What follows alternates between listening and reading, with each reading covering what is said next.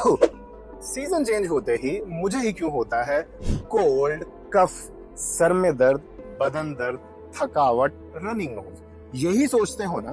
और सब सोचते हैं कि मेडिसिन ले लो और 2-3 दिन में सब कुछ ठीक हो जाएगा, पर ऐसा होता नहीं है। असली प्रॉब्लम यही है कि आपकी इम्यूनिटी वीक है।